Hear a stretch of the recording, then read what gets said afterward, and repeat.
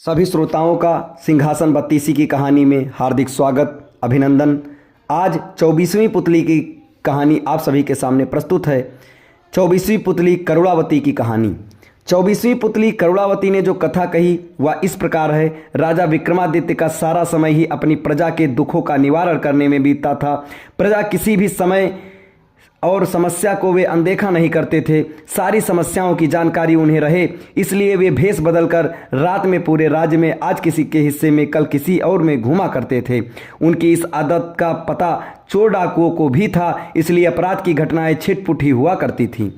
विक्रम चाहते थे कि अपराध बिल्कुल मिट जाए ताकि लोग निर्भय होकर एक स्थान से दूसरे स्थान की यात्रा करें तथा चैन की नींद सो सकें। ऐसे ही एक रात विक्रम वेश बदलकर राज्य के एक हिस्से में घूम रहे थे कि उन्हें एक बड़े भवन से लटकता एक कमंद नजर आया। इस कमंद से के सहारे जरूर कोई चोर ही ऊपर की मंजिल तक गया होगा। ये सोचकर वे कमंद के सहारे ऊपर पहुंचे।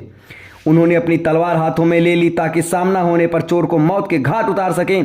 तभी उनके कानों में स्त्री की धीमी आवाज पड़ी तो चोर कोई स्त्री है, ये सोचकर वे उस कमरे की दीवार से सटकर खड़े हो गए जहां से आवाज आ रही थी।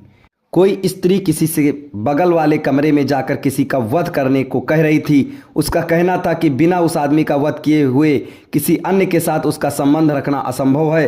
तभी एक पुरुष स्वर बोला कि वह लुटेरा अवश्य है, मगर किसी अपराध व्यक्ति की जान लेना उसके लिए संभव नहीं है।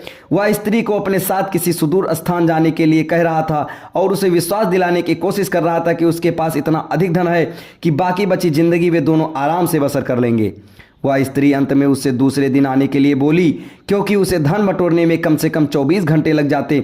राजा समझ गए कि पुरुष उस स्त्री का प्रेमी है तथा उस सेठ की पत्नी है। स्त्री जिसका ये भवन है, सेठ बगल वाले कमरे में सो रहा है और सेठानी उसके वध के लिए अपने प्रेमी को उकसा रही थी। राजा कमंद पकड़कर नीचे आ गए और उस प्रेमी का इंतजार करने लगे।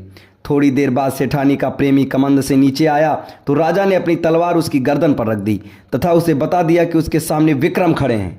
वह आदमी डर से थर-थर कांपने लगा और प्राण दंड के भय से उसकी घिघी बंध गई।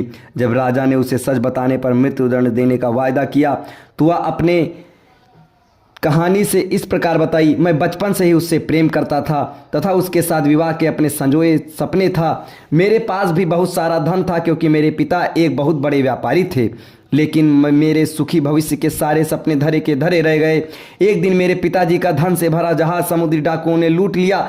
लूट की खबर पाते ही मेरे पिताजी के दिल को ऐसा धक्का लगा कि उनके प्राण निकल गए।